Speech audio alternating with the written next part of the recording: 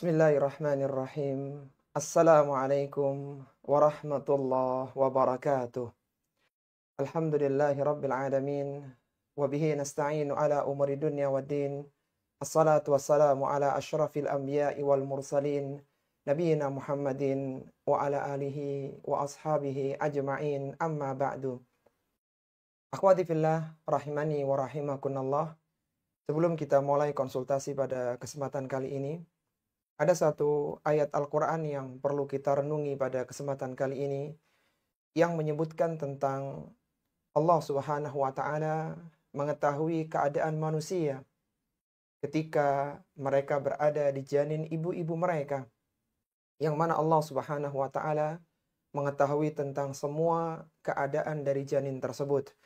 Allah Subhanahu wa Ta'ala menyebutkan dalam surat An-Najm pada ayat yang ke-32, Allah berfirman, Huwallazi huwa a'lamu bikum idh ansha'akum minal ardi wa idh antum ajinnatun fi butuni ummahatikum fala tuzakku anfusakum huwa a'lamu bimanittaqa.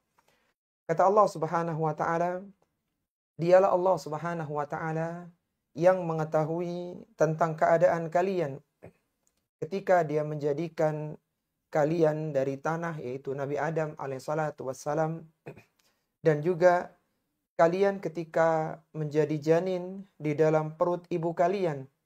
Allah tahu semua keadaan kalian. Fala tuzakku anfusakum. Maka janganlah kalian menganggap suci diri kalian, dan Dia mengetahui siapakah orang-orang yang paling bertakwa. Ketika janin berusia 120 hari di rahim ibunya, sekitar 4 bulan dia di dalam rahim ibunya, maka ketika itu Allah Subhanahu wa Ta'ala memerintahkan kepada malaikat untuk menuliskan 4 hal. Menuliskan ajalnya, rizkinya, amalannya, celaka atau bahagianya. Hal ini sebagaimana sabda Nabi SAW, yujma'u khalqu ahadikum fi batni ummihi arba'ina yauman. Allah Subhanahu wa Ta'ala mengumpulkan penciptaan salah seorang di antara kalian di dalam ibunya 40 hari. Dia masih berupa nutfah. Tsumma yakunu 'alaqatan mithla dzalik.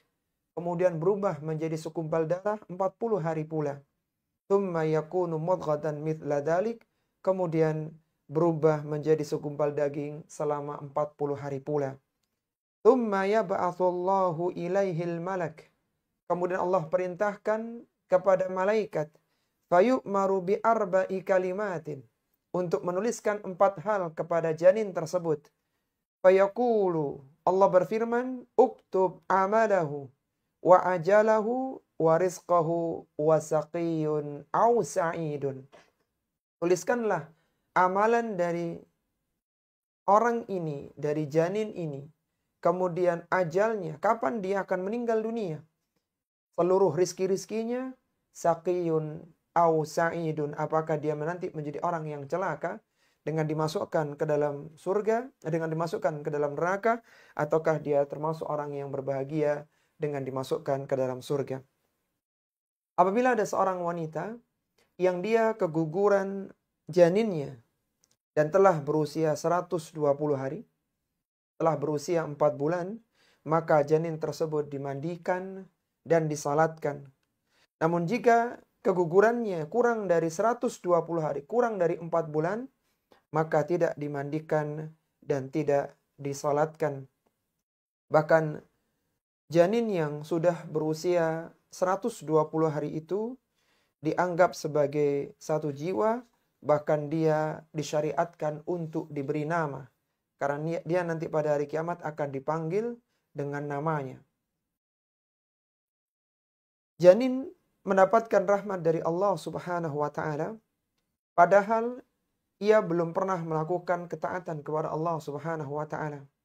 Allah menjadikan makanan melalui ibunya, melalui plasenta dari ibunya.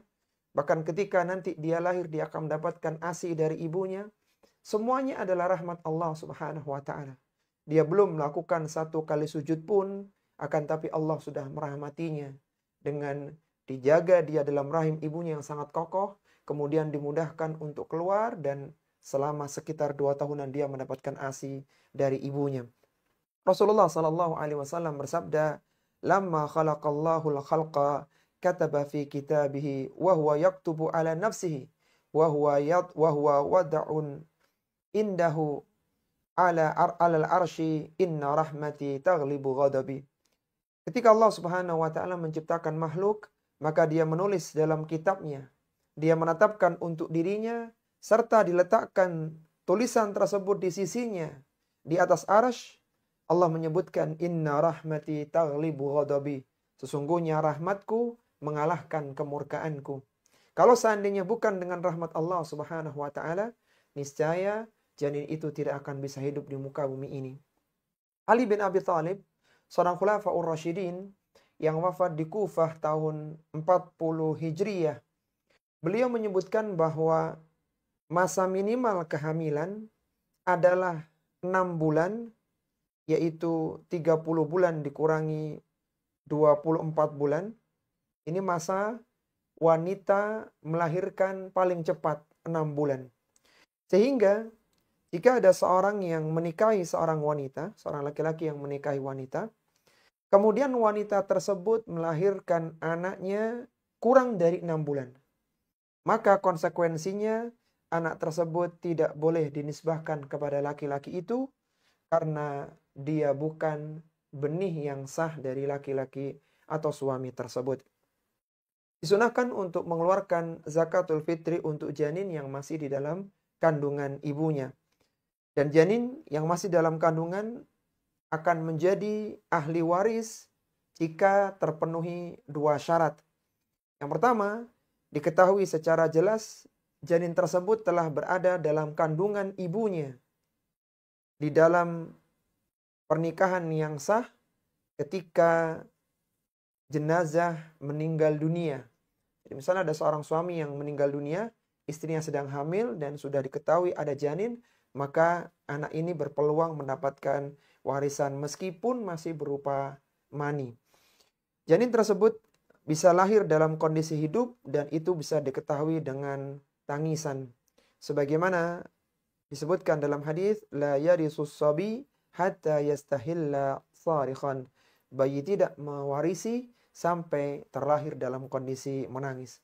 Ketika sudah jelas ada janin dalam perut ibu, maka seandainya dia berpeluang mendapatkan warisan dari bapaknya atau dari yang lainnya, maka pembagian waris ditunda sampai jelas-jelas janin itu terlahir ke dunia atau tidak ya. Sehingga inilah menunjukkan bahwa kekuasaan Allah yang sangat luar biasa. Janin sejak berada dalam rahim ibunya sudah mendapatkan rezeki dari Allah Subhanahu wa taala, bahkan pembagian warisan bisa tertunda gara-gara adanya janin di rahim perut ibu.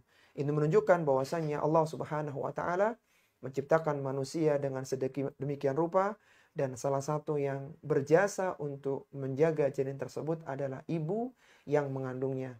Maka seorang anak hendaknya senantiasa berbakti untuk kedua orang tuanya, terutama kepada ibunya. Ini akhwati fillah rahimani wa rahimakumullah sebagai tausiah di kesempatan kali ini. Ana kembalikan ke moderator untuk membuka sesi konsultasi.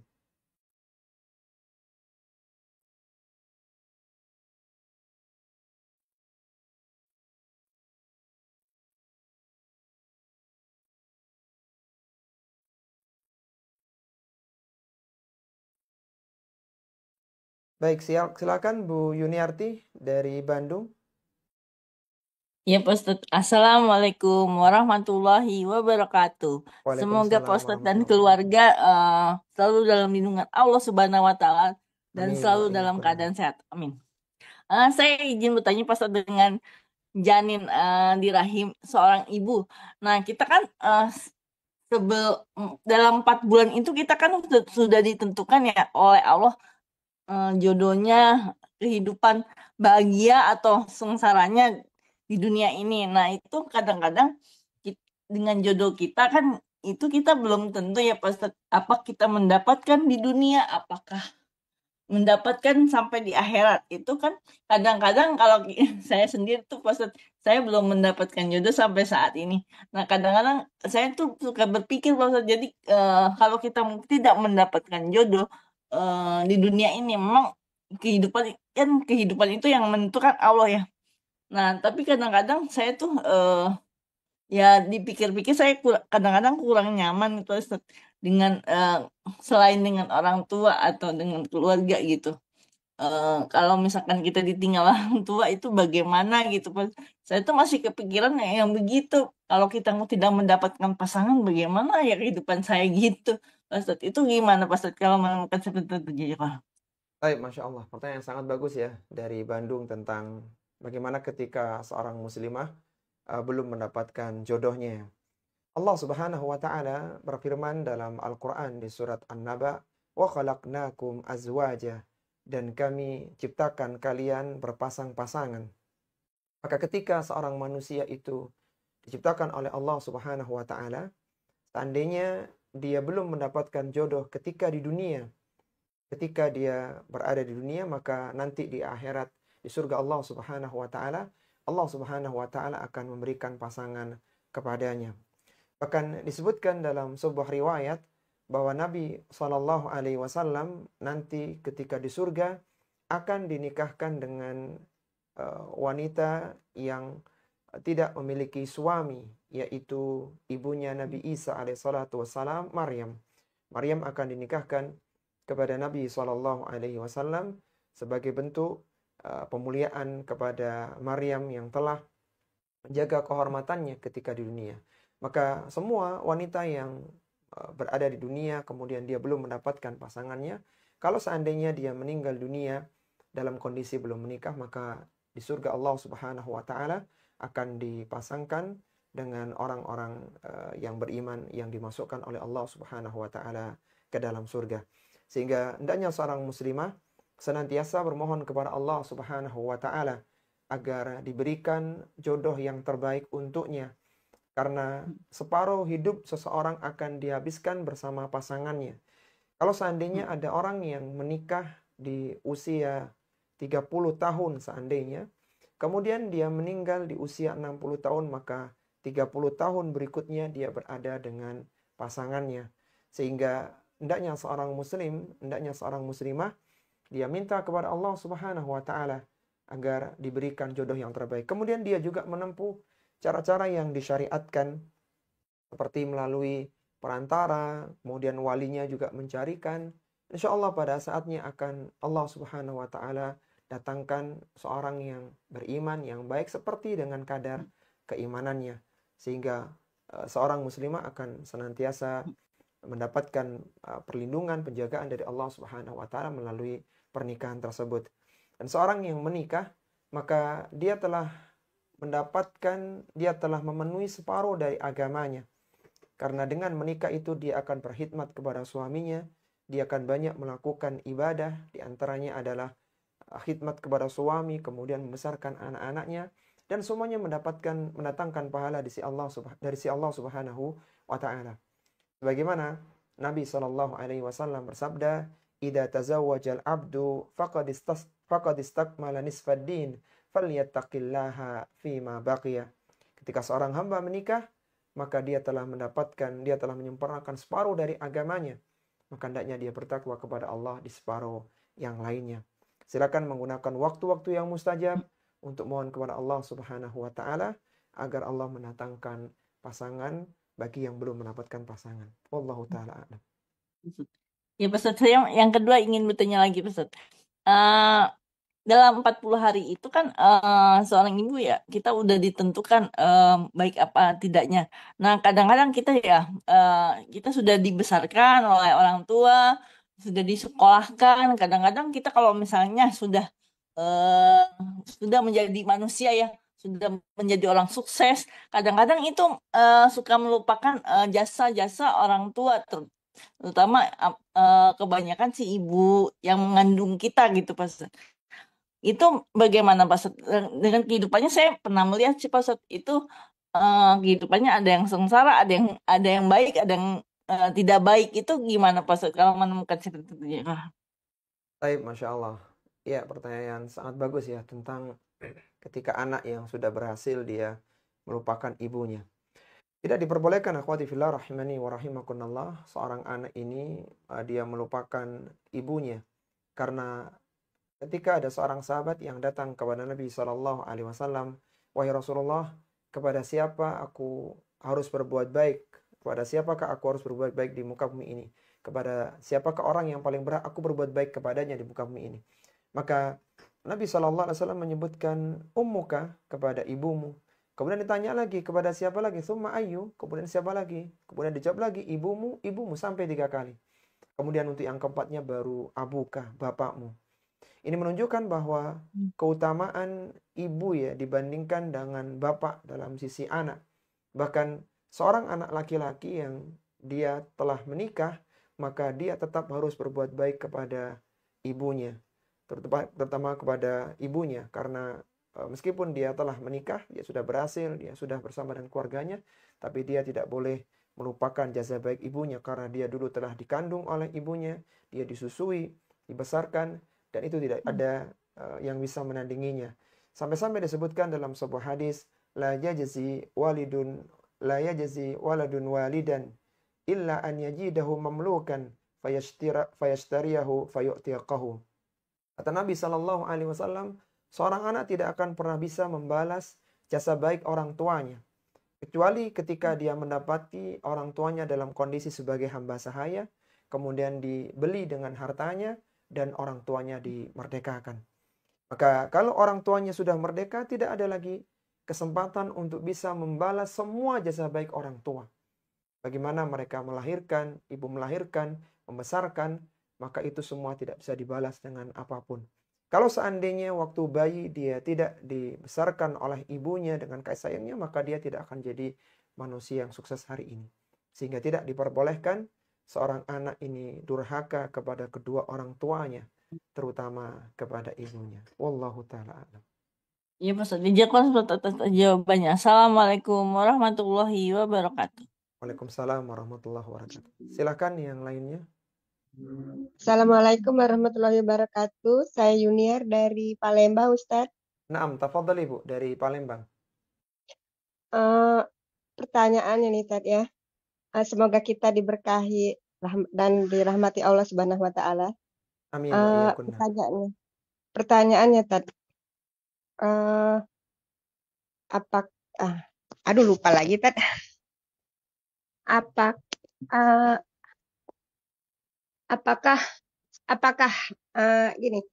Apakah seorang wanita yang dinikahi belum sampai sudah hamil terus kandungannya tuh sudah berusia di atas 6 bulan, Tad. Apakah anaknya itu bisa dinasabkan ke bapaknya, Tad? Laki-laki yang menikahinya. Baik, jadi wanita yang sudah hamil kemudian dinikahi begitu Ibu ya? Dinikahkan, dinikahi ya, sudah hamil 6 bulan, di atas 6 bulan dinikahi oleh seorang laki-laki yang mengaku menzinahi si wanita itu. Kemudian anaknya ini nanti perempuan, apakah boleh dinikahkan oleh laki-laki yang menikahinya ini, Tad? Baik. Tapi dia mengaku bahwa dia yang menzinahi si wanita. Baik, Masya Allah. Iya. Baik, pertanyaan sangat bagus ya dari Palembang tentang bagaimana ketika ada seorang wanita yang 6 bulan dia hamil kemudian dinikahkan dan yang menikahi adalah orang yang menzinainya. Apakah anak itu bisa dinasabkan kepada bapak biologisnya? Yang pertama, akhwati fillah rahimani wa rahimakumullah, kita harus mengetahui bahwasanya zina adalah perbuatan yang keji, yang seorang muslim dan muslimah dilarang untuk mendekatinya. Sebagaimana firman Allah Subhanahu wa taala dalam Al-Qur'an, "Wala taqrabuz zina, innahu kana fahisyatan wa sa'a sabila." Janganlah kalian mendekati zina. Sesungguhnya perzinaan adalah seburuk-buruk jalan dan merupakan perbuatan fahisyah, perbuatan yang keji dan seburuk-buruk jalan. Bahkan Nabi SAW menyebutkan ancaman bagi orang-orang yang berzina dengan tidak sempurna imannya. Sebagaimana Nabi SAW menyebutkan dalam hadisnya, la yazni zani hina yazni wa huwa mu'min. Tidaklah beriman seseorang ketika berzina, tidaklah beriman seorang berzina ketika dia sedang berzina. Artinya dia tidak sempurna imannya ketika dia naudzubillah min dzalik tergelincir dalam perzinaan. Bahkan dikatakan oleh Abdullah bin Abbas radhiyallahu taala anhuma, yunza'u minhu nurul imani fi zina. Dicabutlah cahaya keimanan dari orang yang berzina. Bahkan perbuatan zina itu dipandang buruk tidak hanya di kalangan manusia, akan tapi di kalangan binatang juga memandang perbuatan zina sebagai perbuatan yang buruk. Al-Imam Al-Bukhari rahimahullahu ta'ala mendatangkan sebuah kisah dari Amr bin Maimun. Dia mengatakan, ra'aitu fil jahiliyah qiradatun ijtama'u 'alaiha qiradatun qad zanat farajamuha farajamtuha ma'ahum. Kata Amr bin Maimun radhiyallahu taala anhum, aku pernah melihat pada masa jahiliyah sekelompok kera yang sedang berkumpul merajam kera yang lainnya. Farajamtuha ma'ahum, dan kata Amr bin Maimun, aku pun ikut merajam bersama dengan kera-kera tersebut. Ini menunjukkan bahwasanya di dunia binatang mereka juga menganggap perzinaan sebagai sesuatu yang tercela, sesuatu yang hina. Taib, adapun tentang menikahkan wanita yang sudah hamil karena zina, maka para ulama berbeda pendapat dalam hal ini. Mereka terbagi menjadi dua pendapat besar. Yang pertama, kalau yang menikahi adalah wanita, yang menikahi adalah laki-laki yang menzinai wanita tersebut, maka para ulama kita, sebagian dari mereka itu memperbolehkan. Dan ini adalah pendapat yang diambil oleh para sahabat Abu Bakar As-Siddiq, Umar bin Khattab, dan sahabat-sahabat yang lainnya. Juga pendapat yang dipilih oleh Al-Imam Asy-Syafi'i dan Al-Imam Abu Hanifah rahimahumullahu ta'ala. Al-Imam Syafi'i rahimahullahu ta'ala mensyaratkan ketika dia menikah dalam kondisi hamil karena zina dan yang menikahinya adalah laki-laki yang menzinainya, maka mereka boleh menikah tetapi tidak boleh untuk jima setelah itu. Ini pendapat dalam madhab Syafi'i. Adapun pendapat yang lainnya maka tetap diperbolehkan. Di antara dalil yang tentang masalah ini, pendapat yang menyebutkan masalah ini adalah fatwa dari Abdullah bin Abbas, dari Abdullah bin Mas'ud dan yang lainnya. Abdullah bin Abbas ketika ditanya, "Firrajuli yafjuru bil mar'ah, thumma yatazawwajaha ba'din." Ada seorang laki-laki yang berzina dengan seorang wanita, kemudian dinikahkan setelah itu. Qala kana awwaluhu sifahun wa akhiruhu nikahun. Kata Abdullah bin Abbas, yang pertama adalah zina dan yang kedua adalah nikah. Wa awwaluhu haramun wa akhiruhu halalun. Yang pertama itu haram, kemudian yang kedua itu halal. Dan banyak lagi perkataan dari para salaf sebagaimana disebutkan oleh Al-Imam Al-Baihaqi dalam Sunanul Kubranya. Adapun ketika yang menzinai, yang menikahi bukan laki-laki yang menzinai, maka tidak diperbolehkan kecuali setelah wanita itu melahirkan. Dan ini adalah pendapat yang dipilih oleh Al-Imam Ahmad Ibnu Hanbal dan Al-Imam Malik rahimahullahu ta'ala. Sebagaimana keumuman sabda Nabi SAW, "Man kana yu'minu billahi wal yawmil akhir, fala yaski ma'ahu walada ghairihi." Kata Nabi SAW, barang siapa yang dia mengaku beriman kepada Allah dan hari akhir, maka janganlah dia menyiramkan air maninya ke anak orang lain yang sedang dikandung oleh wanita, oleh seorang wanita. Artinya sudah ada benih dalam kandungannya, maka tidak boleh dicampur dengan benih yang lainnya. Sehingga sederhananya ketika yang menikahi adalah yang menzinai, maka diperbolehkan berdasarkan pendapat sebagian para ulama-ulama fuqaha. Tapi balik dalam pertanyaan, apakah anak itu dinasabkan kepada bapaknya? Jawabannya tidak. Karena anak itu sudah ada dalam rahim ibunya sebelum pernikahan yang sah ya. Berbeda ketika misalnya naudzubillah min dzalik, ketika seorang wanita ya naudzubillah min dalik, dia sudah menikah dengan pernikahan yang sah, kemudian dia melakukan perselingkuhan wal iyadzubillah. Baik itu diketahui oleh suaminya atau tidak, tetapi yang penting mereka ini atau suami istri itu tidak mengangkat permasalahan tersebut ke hakim, maka janin yang ada di dalam rahim istrinya, meskipun dari hasil perselingkuhan, maka tetap dinasabkan kepada suami yang sah. Meskipun dia tahu itu sebenarnya bukan dari benihnya. Hal ini sebagaimana sabda Nabi SAW, al-waladu lil firashi wali akhiril hajar. Anak adalah hak laki-laki yang memiliki tempat tidur, yaitu suami yang sah. Walil akhiril hajar, sedangkan yang berzina tidak memiliki apapun atas anak tersebut. Wallahu ta'ala alam, itu yang kami pahami. Silakan yang lain. Jadi apa Ustadz, nyambung lagi? Kalau Iya. kalau tidak dinasabkan ke bapaknya yang laki-laki yang menikahinya tadi, berarti dia tidak bisa menikahkan anaknya kalau anak yang lahir itu adalah perempuan ya tadi. Tidak bisa dinikahkan oleh bapak biologisnya, tetapi Bapak biologis. ya yang menjadi walinya nanti hakim, Bu. Sultan. Oh. Syukran Ustaz. Afan, barakallahu fiik. Jazakumullah khairan. Wa jazakumullah khairan. Silakan moderator ditunjuk yang lain. Assalamualaikum Ustadz, maaf saya mau nanya sebentar, boleh Ustadz? Maaf mengganggu. Tadi kan Ustadz bilang kalau naudzubillah min dzalik, misalnya istrinya berselingkuh dengan orang lain.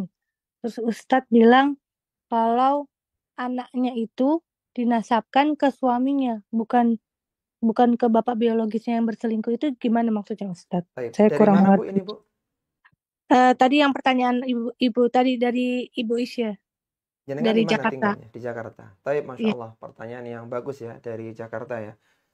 Iya, sebagaimana disebutkan oleh Nabi SAW, bahkan ini adalah ijma para ulama ya, bahwa istri yang berzina, istri yang sah ya, kan beda kasus dengan yang pertama tadi.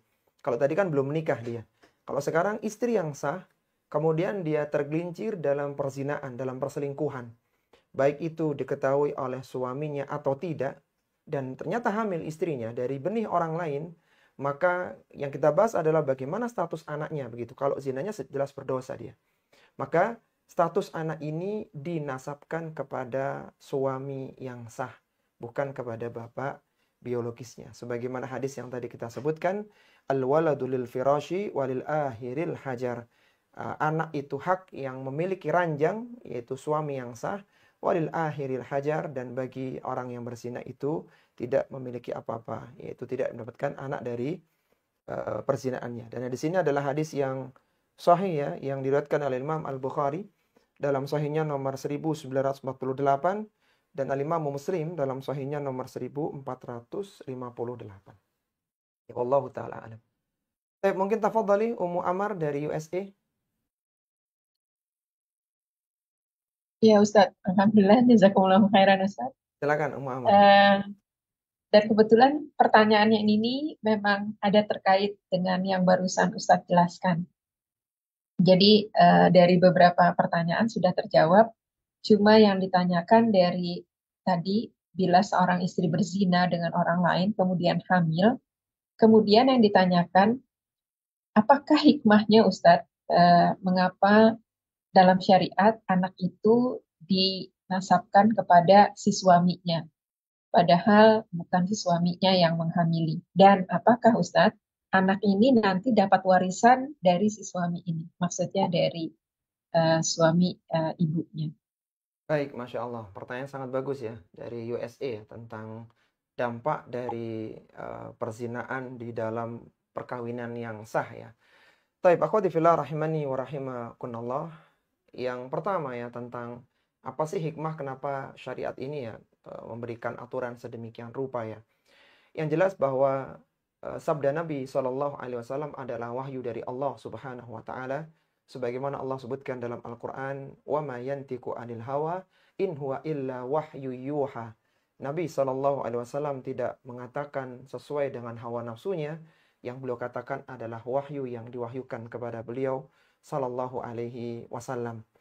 Kemudian yang berikutnya, bahwa di dalam ikatan pernikahan yang sah disebutkan oleh Allah Subhanahu wa taala sebagai mitsaqan ghalidha, sebagai ikatan yang sangat kuat, yang dari akad pernikahan itu menjadikan farji, kemaluan yang asalnya diharamkan menjadi halal, menjadikan tanggung jawab seorang istri wajib mentaati suaminya, menjadikan seorang bapak berkewajiban menafkahi istri dan anaknya dari akad pernikahan tersebut. Maka ketika ada seorang anak yang dia tidak dinasabkan kepada bapak, kepada salah seorang laki-laki kepada bapak, maka bapak itu secara fikih tidak berkewajiban untuk menafkahinya. Maka ketika anak ini lahir dalam pernikahan yang sah, dan sebenarnya dia ini adalah benih dari orang lain, ketika dinasabkan kepada orang lain, maka dia harus minta nafkah kepada suami atau orang yang menzinai istrinya atau ibu dari anak tersebut. Dan ini sangat sulit sekali ya, karena dia akan jauh dan terpisah dan seterusnya, maka akan menyulitkan. Sehingga wallahu ta'ala a'lam, dijadikan dalam syariat kita yang mulia ini, karena dalam pernikahan itu sudah ada ikatan yang sah, maka anak itu dinasabkan kepada suami yang sah, sehingga bapak suami yang sah itu pun menafkahi anak ini. Kemudian ketika dia meninggal dunia, maka mereka saling mewarisi karena nasab itu kembali kepada kepada bapak yang telah menikahi ibunya dengan sah. Jadi wallahu ta'ala alam, yang jelas bahwa demikianlah yang disabdakan oleh Nabi SAW, dan hadisnya adalah hadis yang sahih dan ijma' para ulama dalam masalah ini. Begitu Ummu Amar, wallahu ta'ala alam. Iya Ustadz, pertanyaan ini ada beberapa pertanyaan, boleh Ustadz, tapi agak Silakan. singkat-singkat Ustadz. Tidak Ya. apa-apa, silakan. Pertanyaan selanjutnya adalah, Ustadz, apabila seorang ayah meninggal, ahli warisnya 2 anak perempuan, 1 istri, 1 kakak perempuan ayah. Pembagiannya seperti apa Ustadz? Secara proporsi. Jazakumullah khairan. Baik, Masya Allah. Pertanyaan sangat bagus ya dari USA tentang pembagian warisan. Tadi ahli warisnya itu pertama istri, kemudian 2 anak perempuan ya, Ummu Amar. Iya. Sama saudara. Iya. Saudaranya jenazah. Iya. Iya. Saudaranya laki-laki atau perempuan? perempuan? 1 orang. Taib, Masya Allah. Pertanyaan bagus ya. Yang pertama, akhwati fillah rahimani wa rahimakunallah, di dalam ahli waris itu terbagi menjadi 2 kelompok besar. Yang pertama ada yang disebut dengan ashabul furud, kemudian ada yang disebut sebagai asabah.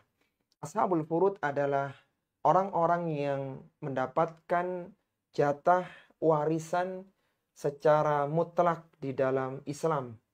Baik itu mereka mendapatkan dari jalur setengah, 1/4, atau 1/8. Atau kalau tidak, berpeluang mendapatkan 2/3, separuh dari 2/3 itu 1/3, dan separuhnya lagi 1/6. Ada 6 jalur ashabul furud. Dan kebanyakan yang menjadi ashabul furud adalah para wanita. Sehingga secara aturan fikih, semua wanita rata-rata akan mendapatkan dari jalur ashabul furud. Istri mendapatkan dari jalur ashabul furud, kemudian anak perempuan juga demikian, termasuk diantaranya adalah saudara perempuannya jenazah. Saudara perempuannya jenazah.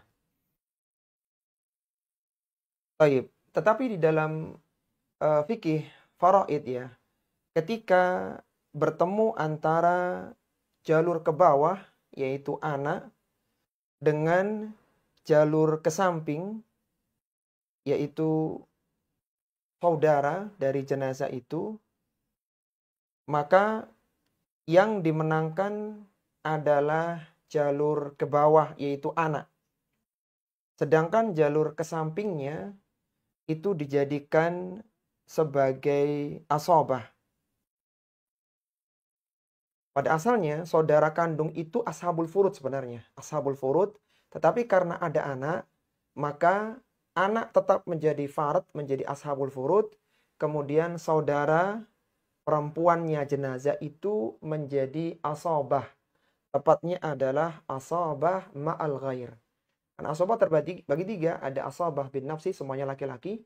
Asabah bil ghairi, yaitu ahli waris perempuan menjadi asabah ketika ada pasangannya laki-laki. Seperti anak perempuan menjadi asabah kalau ada anak laki-laki. Cucu perempuan menjadi asabah kalau ada cucu laki-laki.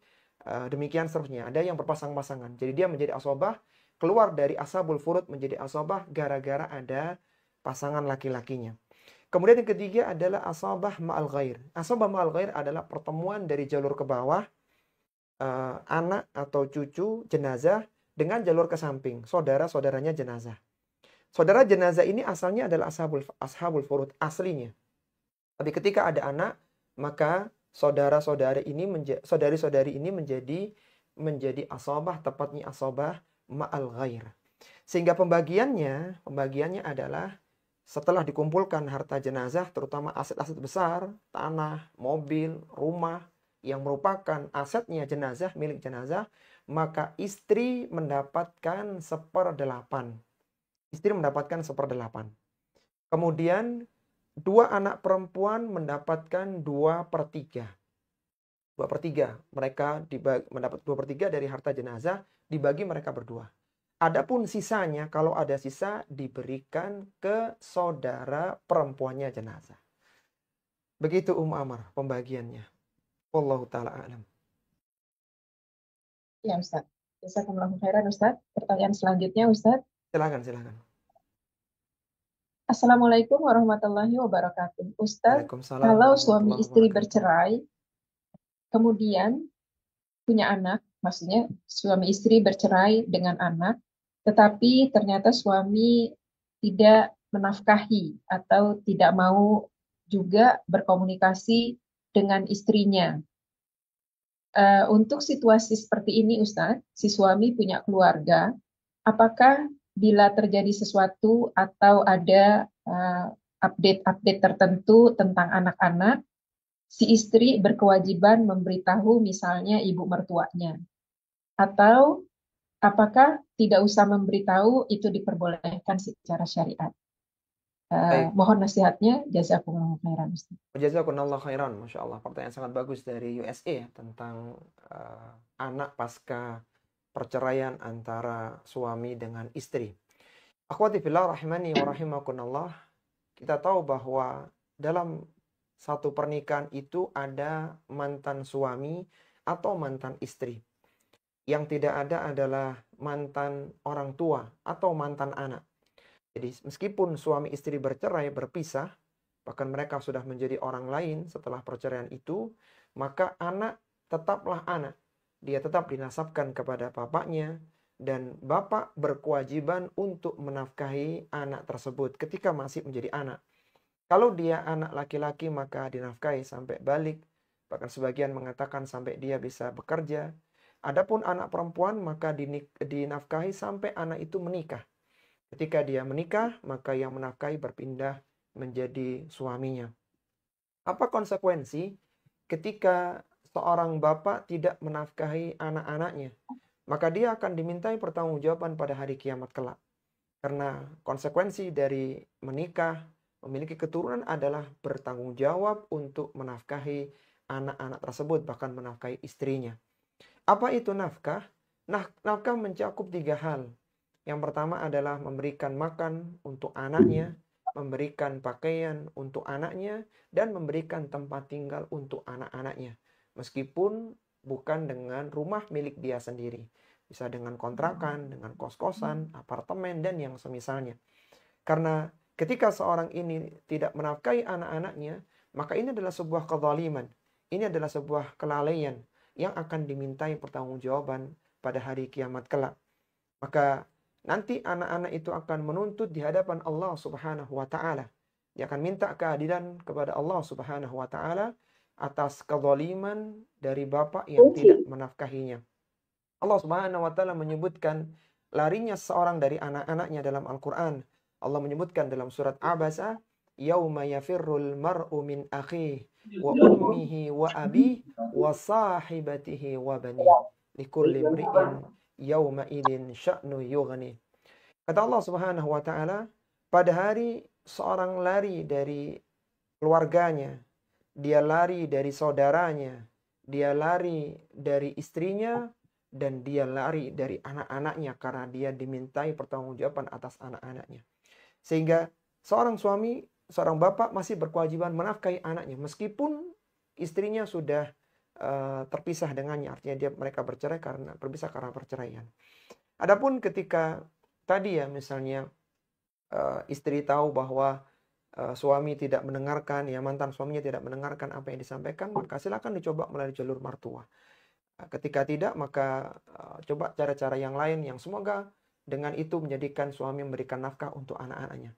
Bahkan nanti ketika seandainya suami itu meninggal dunia, bapak dari anak-anak itu meninggal dunia, maka anak-anak ini berhak untuk mendapatkan warisan dari bapaknya. Kalau istrinya sudah tidak, tapi anak-anaknya berkewajiban. Maka hendaknya seorang muslim dan muslimah senantiasa bertakwa kepada Allah Subhanahu wa taala atas kewajiban yang dibebankan kepada mereka. Karena kewajiban itu akan dimintai pertanggungjawaban pada hari kiamat kelak. Sehingga jangan sampai seorang menjadi orang yang muflis, orang yang bangkrut. Dia datang dengan membawa pahala sholat, pahala zakat, pahala puasa, tapi dia banyak melakukan kezaliman di mana-mana. Dan di antara bentuk kezaliman adalah seorang bapak yang tidak menafkahi anaknya. Maka silakan dicoba berbagai cara sehingga semoga dengan itu suami memberikan nafkah untuk anak-anaknya. Wallahu ta'ala a'lam. Ya, Masya Allah Ustadz. Satu lagi singkat boleh Ustadz? Silakan, tafadhali Ummu Amar. Ya, ya. Ustadz, mohon nasihatnya dan pencerahannya bila ada anak yang belum balik meninggal Ustadz dan diketahui bahwa nanti anak tersebut akan mengambil tangan orang tuanya di akhirat. Tetapi Ustadz, ketika di dunia sebenarnya anak ini misalnya diasuh oleh bibinya Ustadz, jadi bukan sama orang tuanya. Apakah nanti bibinya yang diambil tangannya memasuki surga atau orang tuanya yang tidak merawatnya Ustadz? Tapi sebenarnya orang tuanya ikut membiayainya. Mohon pencerahannya Ustadz, jazakumullahu khairan. Jazakumullahu khairan, Masya Allah. Pertanyaan yang bagus ya, tentang bagaimana ketika anak dibesarkan oleh bibinya ya, apakah nanti juga akan mendapatkan seperti orang tuanya sendiri yang merawatnya. Akhwati fillah rahimani wa rahimakumullah. Yang pertama bahwa seorang yang merawat anak ya, maka itu adalah sebuah keutamaan ya, sebuah kemuliaan, sesuatu yang bernilai pahala di hadapan Allah Subhanahu wa taala. Akan tapi tetap berbeda ya ketika seorang bibi yang membesarkan anak ya, keponakannya misalnya atau yang lainnya dengan orang tua yang membesarkan anaknya. Karena bibi tersebut pada asal tidak berkewajiban untuk menafkahi, untuk membesarkan anak tersebut. Tapi itu adalah bentuk ihsan dia, bentuk kebaikan dia kepada anak tersebut. Adapun orang tua maka berkewajiban. Ketika tidak dilakukan maka orang tua berdosa karena melalaikan kewajiban yang diamanahkan kepada mereka. Sehingga secara sederhana ketika bibi itu berbuat baik maka dia mendapatkan pahala. Akan tapi tidak menjadikan bibi tersebut menggantikan posisi orang tua. Karena bagaimanapun juga ya tetap berbeda kedudukan antara orang tua dengan bibi dari anak tersebut ya. Wallahu ta'ala a'lam. Baik, silakan yang di Zoom ditunjuk siapa yang berhak bertanya, moderator. Rif, Ibu Desi dari Jember, Pak Abdali.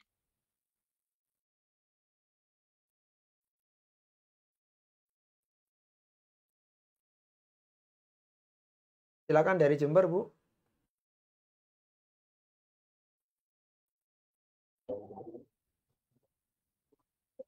Ibu Desi.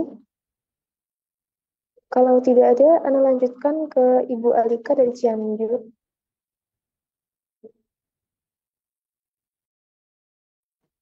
Baik Ustadz, jazakallah khairan sebelumnya.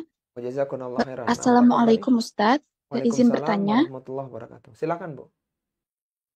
apakah syukuran 4 bulanan dan 7 bulanan dalam kehamilan termasuk bid'ah atau acara yang terlarang? Lalu apakah ada amalan tertentu sebagai tanda syukur ketika sedang mengandung selama 4 bulan dan 7 bulan? Mohon pencerahannya Ustadz. Barakallahu fikum. Wafikunna barakallah. Masya Allah, pertanyaan sangat bagus dari Cianjur ya, tentang amalan apakah yang perlu dilakukan oleh seorang ibu ketika mengandung anaknya. Yang pertama, akhwati fillah rahimani wa rahimakunallah, amalan yang disyariatkan dalam Islam adalah amalan yang diajarkan oleh Nabi SAW. Maka semua amalan yang dianggap baik oleh manusia, akan tapi tidak ada contoh, tidak ada dalil dari Nabi SAW, maka amalan itu tertolak. Sebagaimana sabda Nabi SAW, "Man amila amalan laisa alaihi amruna fahuwa raddun." Amalan apapun yang tidak ada contohnya dari kami, maka amalan itu tertolak, tidak diterima oleh Allah Subhanahu wa taala. Sehingga amalan apapun yang tidak ada nas dalilnya dari hadis-hadis Nabi sallallahu alaihi wasallam dan tidak ada dalam Al-Qur'anul Karim yang mulia, maka amalan itu bukanlah dari ajaran Islam yang mulia ini. Maka apa yang dilakukan oleh seorang muslimah ketika dia sedang mengandung, maka hendaknya dia senantiasa berusaha meningkatkan ketakwaannya kepada Allah Subhanahu wa taala. Ketika dia mampu, maka dia tidak meninggalkan zikir pagi petang. Ketika dia mampu, dia berusaha untuk membaca Al-Qur'an dan berbagai amalan-amalan kebaikan yang lainnya. Adapun acara-acara secara khusus, maka sependek yang kami tahu, tidak ada nas dalil dari Nabi SAW dalam hal itu.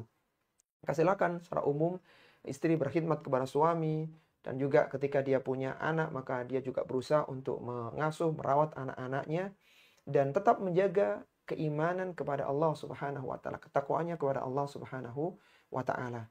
Sehingga harapannya dengan demikian anak itu akan tumbuh dalam kondisi keimanan, sehingga ketika dia lahir ke dunia maka dia pun mudah mendapatkan cahaya kebaikan. Adapun setelah anak itu ketika misalnya datang waktu Ramadan, di akhir Ramadan, maka disunahkan ibu tersebut mengeluarkan zakatul fitri untuk janinnya. Disunahkan ya, meskipun tidak sampai pada level wajib menurut sebagian para ulama-ulama kita. Adapun nanti ketika sudah lahir, maka 7 hari setelah itu dilakukan akikah, kalau anaknya perempuan dengan 1 ekor kambing, kalau anaknya laki-laki dengan 2 ekor kambing. Adapun selama mengandung, maka tidak ada amalan khusus yang diajarkan oleh Nabi Sallallahu Alaihi Wasallam. Wallahu taala a'lam. Silakan yang lainnya. Baik, Ibu Desi tadi apakah jadi bertanya? Sepertinya aktif. Kita lanjutkan ke Ibu Dina Fitriana dari Taiwan. Cepat balik.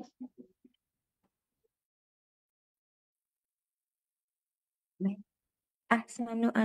Bismillah. Assalamualaikum warahmatullahi wabarakatuh, Ustaz. Waalaikumsalam warahmatullahi wabarakatuh. Silakan Bu.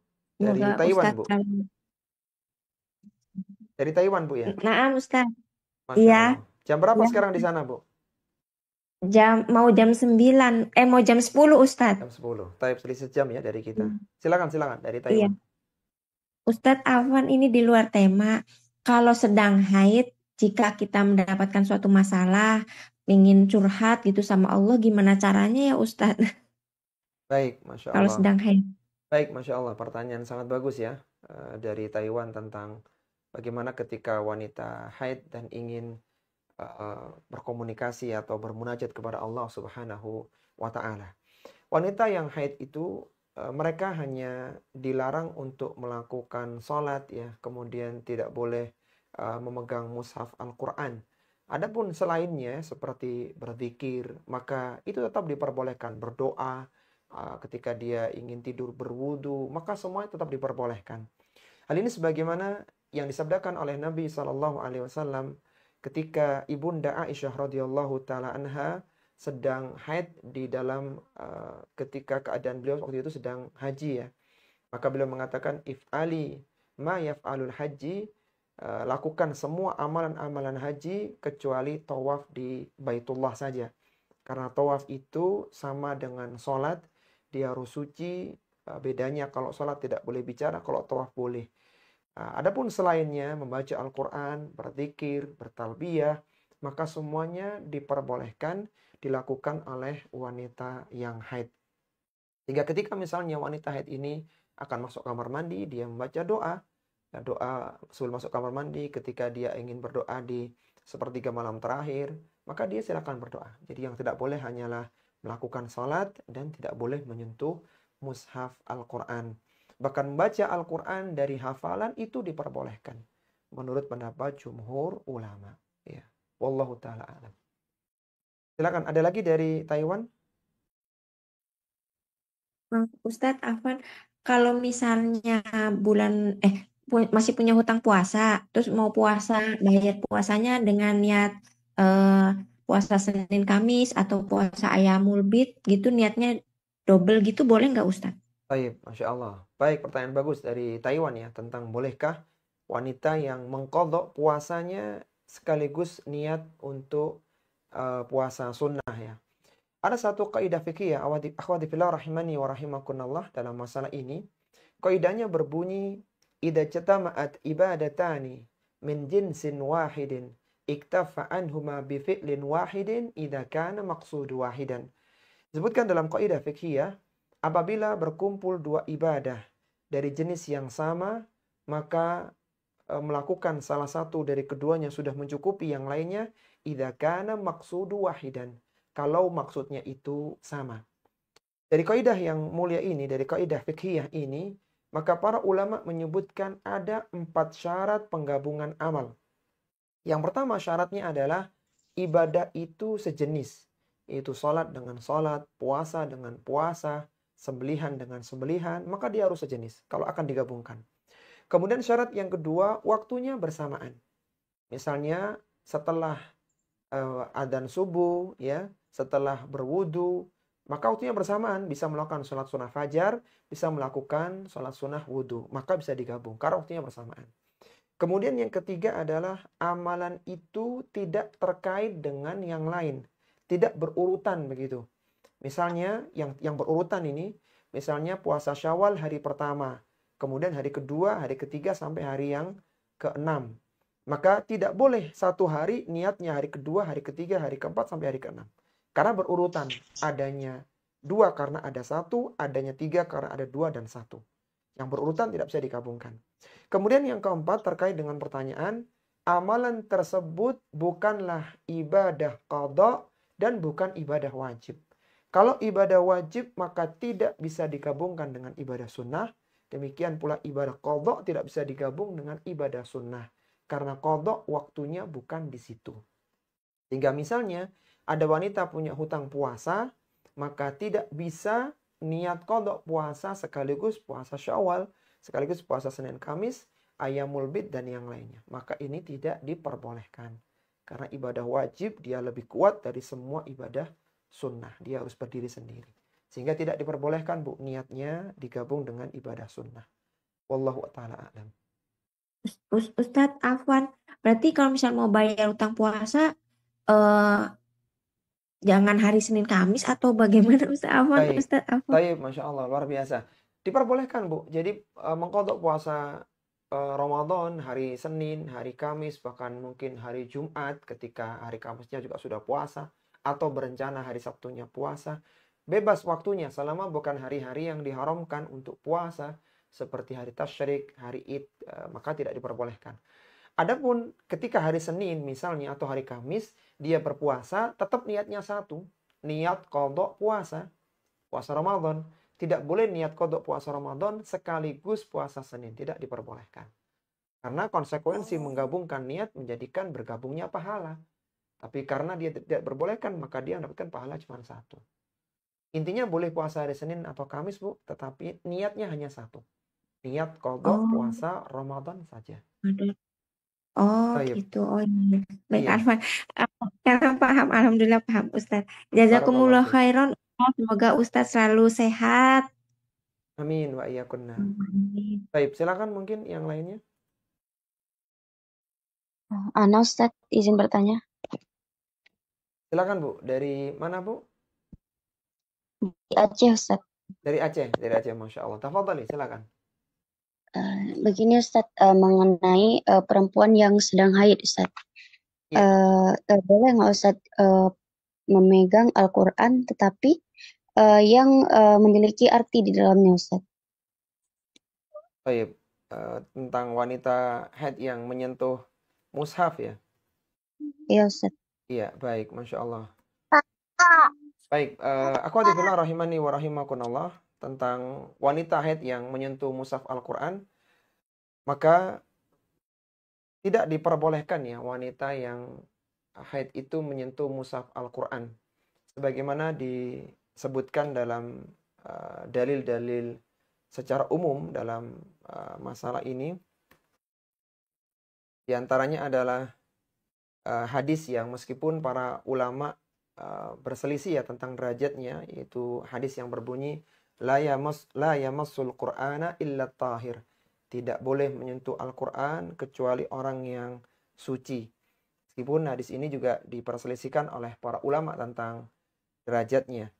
Akan tapi pendapat jumhur ulama tidak memperbolehkan wanita haid itu menyentuh mushaf Al-Quran.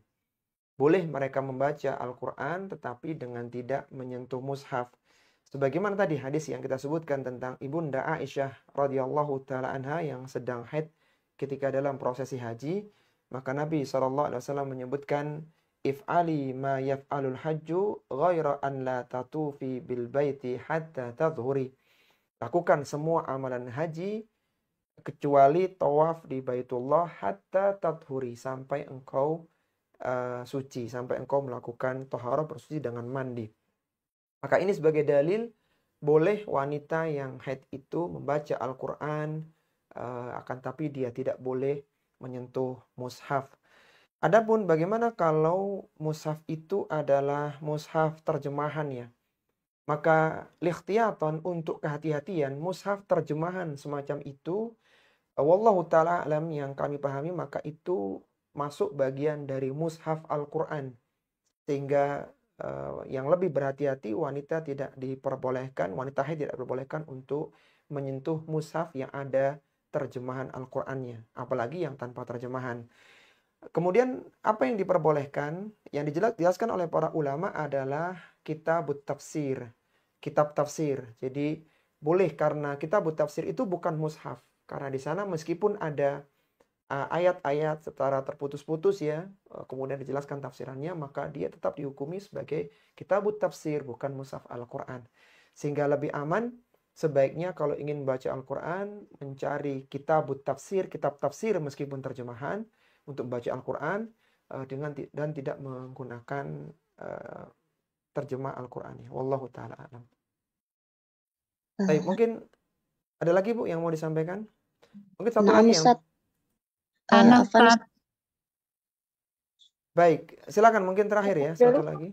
Yang dari Depok, Ibu Vera. Ya, Assalamualaikum warahmatullahi wabarakatuh. Waalaikumsalam warahmatullahi wabarakatuh. Silakan Bu, dari mana? Ya, dari Depok, Ustadz. Dari Depok, nah, tafadhali. Ustadz, bagaimana hukumnya apabila ada orang yang melakukan perzinahan, tapi dia belum menikah? Yang Ana pernah dengar bahwa untuk orang yang melakukan perzinahan sebelum menikah, hukumnya adalah cambuk 100 kali dan diasingkan 1 tahun. Iya. Untuk zaman yang seperti ini, Ustadz, apakah itu diberlakukan sementara hukum di negara kita, di Indonesia, tidak melaksanakan hukum qisas seperti di Arab Saudi dan yang sesuai syariah Islam? Nah, itu bagaimana menurut Ustadz? Syukran Ustadz, jazakallah khair. Assalamualaikum warahmatullahi wabarakatuh. Waalaikumsalam warahmatullahi wabarakatuh. Pertanyaan sangat bagus dari Depok ya. Bagaimana ketika seorang tergelincir dalam zina sedangkan dia tidak bisa dilakukan had atas dirinya. Akhwati fillah rahimani wa rahimakumullah, penegakan had atas seorang itu menjadikan dia terselamatkan dari adab Allah Subhanahu wa taala pada hari kiamat kelak. Ketika seorang sudah di had ketika di dunia, maka dia tidak akan disiksa pada hari kiamat kelak, akan diampuni oleh Allah Subhanahu wa ta'ala. Sebagaimana kisah Al-Ghamidiyah yang dia mengaku berzina kemudian dirajam, kemudian para sahabat yang ketika merajam itu mendapatkan percikan darah dan mereka merasa jijik atas darah tersebut, maka Nabi menyebutkan seandainya taubatnya orang ini diberikan ke penduduk Madinah, niscaya akan mencukupinya. Artinya taubatnya dia menjadikan dia diampuni dosa-dosanya oleh Allah Subhanahu wa ta'ala. Maka bagaimana kalau tidak ada yang menegakkan hukum semacam itu? Kalau tidak ada, maka dia cukup bertaubat kepada Allah Subhanahu wa ta'ala dengan taubatan nasuha. Apa itu taubatan nasuha? Yaitu dia menyesali yang telah lalu, dia berhenti sekarang juga dan berazam untuk tidak mengulangi di waktu yang akan datang. Kemudian dia berusaha untuk mengisi hari-harinya dengan amalan kebaikan. Yang semoga dengan taubatan nasuha itu, meskipun dia tergelincir dalam dosa besar, Allah Subhanahu wa ta'ala berkenan untuk mengampuni dosa-dosanya. Sebagaimana Allah firmankan dalam Al-Quran di surat At-Tahrim, Allah menyatakan, Ya ayyuhalladzina amanu tubu ilallahi taubatan nasuha. Asa rabbukum ayyukaffira ankum sayyiatikum. Wahai orang-orang yang beriman, taubatlah kalian dengan taubatan nasuha. Semoga Rabb kalian berkenan mengampuni dosa-dosa kalian. Sehingga kembali lagi dalam pertanyaan tadi, ketika tidak ada yang menegakkan hukum had, dia cukup bertaubat kepada Allah Subhanahu wa ta'ala dengan taubatan nasuha. Sehingga taubat yang sebenarnya itu semoga menjadikan Allah Subhanahu wa ta'ala mengampuni semua dosa dan kesalahannya. Nabi SAW bersabda, At-taibu minadz-dzambi kaman la dzambalahu. Seorang yang bertaubat dari dosa seperti orang yang tidak pernah melakukan dosa. Ini akhwati fillah rahimani wa rahimakumullah yang bisa kita bahas pada konsultasi Assalamualaikum Ustaz, lagi. satu lagi boleh Ustaz? Baik, Masya Allah. Terakhir silakan Bu, silakan. Afwan Ustaz, Assalamualaikum warahmatullahi wabarakatuh Ustaz. Waalaikumsalam Ini dari warahmatullahi Depok wabarakatuh. Ustaz. Silakan, Tadi silakan. terkait dengan keguguran 120 hari Ustaz. Iya. Bagaimana teknik memandikannya Ustaz dan mengafaninya? Baik, Masya Allah. Pertanyaan bagus dari Depok ya. Ketika anak keguguran janin 120 hari, bagaimana cara memandikan dan mengkafaninya? Kalau sudah ada sesuatu yang keluar Bu ya, yang keluar dari proses rahim ibu itu, maka yang ada itu dimandikan ya dengan disiram semacam itu, kemudian diletakkan di kain, bahkan satu lembar kain karena masih kecil ya, maka sudah cukup. Kemudian dimakamkan di makaman kaum muslimin. Kalau sudah usianya 120 hari, maka meskipun anaknya meninggal, anak itu diberi nama dan masuk hitungan keluarga Bu, meskipun tidak masuk dalam kakak. Misalnya, nanti punya anak lagi, kita katakan engkau sudah punya kakak namanya Fulan atau Fulana, tapi meninggal 120 hari ketika begini begitu. Intinya dihitung. Jadi anak ini anak yang kesekian, ada kakaknya yang meninggal sebelum dia. Begitu. Karena nanti pada hari kiamat dia akan dibangkitkan dan semoga bisa menjadi syafaat untuk orang tuanya. Wallahu ta'ala a'lam. Baik Ustaz, terima kasih Ustaz. Barakallahu fiik. Baik, silakan moderator tutup kajian pada sebentar. Ini penutupan HKM ya. Izin menyampaikan penutupan sebentar. Iya karena alhamdulillah ya proses hadis qudsi muslimah yang jilid 2 sudah selesai, sudah dimulai sejak 12 April 2024 sampai 27 November 2024 hari ini, sehingga 7 bulanan prosesnya dan diikuti oleh 76 peserta. Maka hari ini resmi ditutup insya Allah, hari yang terakhir. Insya Allah besok akan diumumkan hasil EAP-nya beserta sertifikatnya. Kalau tidak masuk di email, silakan mencari di Google Form, Google Drive yang sudah disiapkan insya Allah. Ya, kemudian kita ingatkan, semoga tahun depan 2025 bisa kita membuka kelas baru di grup Hadis Qudsi, sehingga bersiap-siap. Adapun sekarang belum ada pembukaan kelas baru. Kemudian insya Allah mulai bulan Desember, format pengajiannya kita rubah untuk kajian yang pekan ketiga, ya pekan pertama adalah Hadis Qudsi, pekan keduanya itu fikih muslimah yang dulunya tafsir, kemudian pekan ketiganya baru tafsir, tapi tafsirnya via Zoom ya, karena tafsirnya via YouTube, karena tafsir yang via Zoom itu adalah tafsir untuk para ikhwan, sehingga para muslimah silakan mengikuti via YouTube saja. Kemudian nanti yang pekan keempat seperti sekarang tetap konsultasi muslimah. Di konsultasi muslimah tidak ada tema khusus, hanya ada tausiah dan antuna boleh bertanya apapun. Ya, jadi tidak perlu tanya berkata misalnya di luar tema karena memang nggak ada temanya. Adapun tausiah diberikan sebagai pengingat sekaligus pendalaman tafsir 30 ayat wanita. Taib, jazakumullah khairan kepada semuanya, termasuk kepada admin grup yang sudah banyak membantu. Ana kembalikan ke moderator untuk mengakhiri konsultasi muslimah di kesempatan kali ini. Baik, kita akhiri kajian pada malam hari ini. Nah, khatim doa kafaratul majlis. Subhanallahumma wa bihamdihi asyhadu an la ilaha illa anta astaghfiruka wa atubu ilaik. Wassalamualaikum warahmatullahi wabarakatuh.